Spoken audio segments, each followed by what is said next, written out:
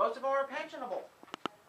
One of them, because I was really worried about fire stations, I'm like, hey, that's core, we got to get these things open. Was reading the labor contract for the fire union. It says, here are all the salaries, here's the general increases, and it came across a line that was kind of interesting. It said, for any individual in the fire service that holds a certification as an emergency medical technician, comma, that individual shall receive an automatic bonus pay of 8.5% increase in their base compensation.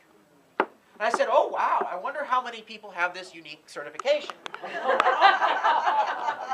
So I asked financial management, how many people in the fire service get it, and how much is the savings if we just decide to suspend it? Shocking. All of them get it. Because you have to be EMT certified to apply for a job, and you have to be EMT to keep the job. That would be like in the private sector opening the newspaper, saying, help wanted, lawyer, competitive salary, attractive benefit package. And if you have a law degree, we'll give you an 8.5%. It doesn't happen.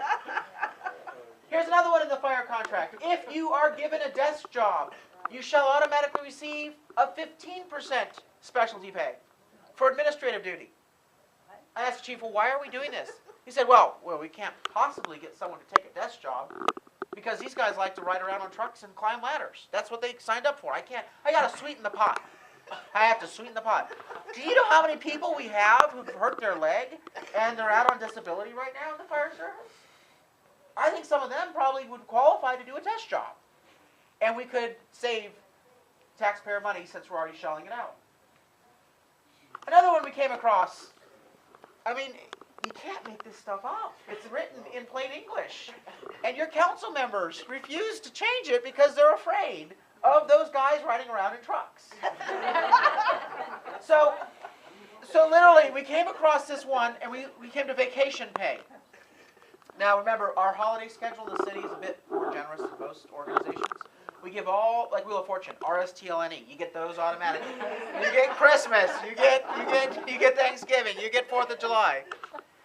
You also get Cesar Chavez, and you get something called the floating holiday. It's anything you would like to take off for the year, a floating holiday. On top of that, some labor unions are able to get up to 700 hours banked in personal leave time. We give a lot of personal leave. I think at the 15-year mark, and then if you're more than 15 years, you get even more personal leave. But you're able to carry and accrue 700 hours personal leave. I thought, golly, that's pretty generous.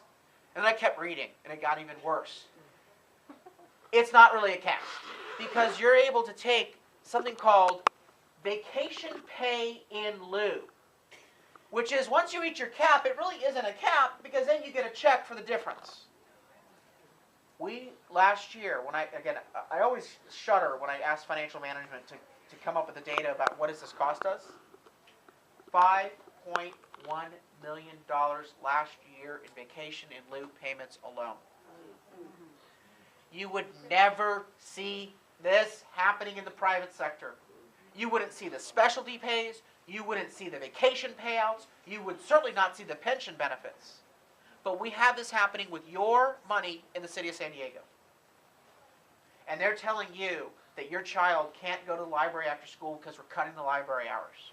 Oh, but by the way, we're paying $5.1 million in vacation in lieu this year. Baloney. Enough is enough. Yeah, thank you. So that's one side.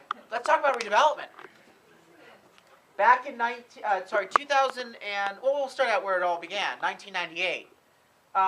We had a desire by the big business groups that they wanted a stadium for the ballpark. They wanted a convention center expansion. Now let me first start out by saying both these projects are important projects. I think they help our economy. It's great that we have them. I think it supports jobs, etc. However, they were shoved into the general fund. Your general fund is for the basic services. They're not for ballparks. They're not for convention centers. They were put in the general fund. Why? Because the redevelopment agency, the developer said, oh, we're poor. We have no money. No, we have no money. So the general fund was stuck with the tab.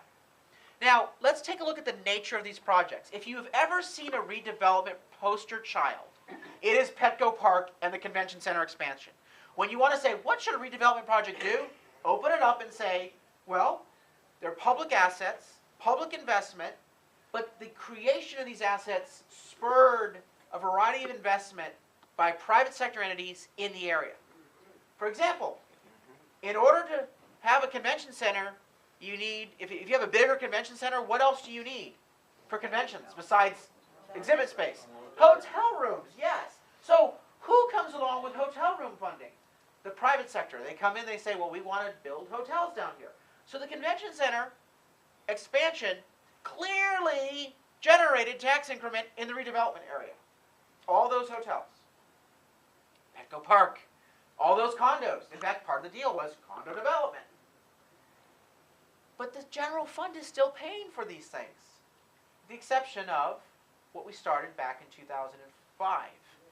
Donna Fry, my good friend and my partner in crime on redevelopment agency reform, she was saying, pay back those loans. And I went and I said, Donna, you're thinking about this from a totally different perspective. Eventually, we want them to pay back those loans. But in the meantime, what we want to do is we want to saddle them up with debt. We want to take the debt that's currently in the general fund that we're paying for and tell them, thanks but no thanks. Your gift is being returned to you. You are going to pay for this now. We pay $25 million a year through the general fund for those two assets. So in 2004, I said, Petco Park, transfer the debt service to the redevelopment agency. Get them to reimburse us. Dick Murphy said, illegal. The downtown redevelopment gaggle of lobbyists, illegal. It's our money. Illegal. You can't do it. The little persistent thing about the law is it stays the same. So we just kept pushing and pushing, and finally, Sanders had to concede. He did so right as I was coming into office.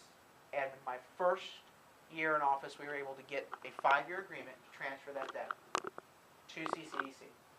And I said, I'll settle for 5 years now, but make no mistake, we're coming for the whole amount. That saves about $11 million, $12 million a year. Convention Center. 3 months later, I put out a memo saying the Convention Center debt should be transferred from the general fund to the redevelopment agency. That should be the funding source.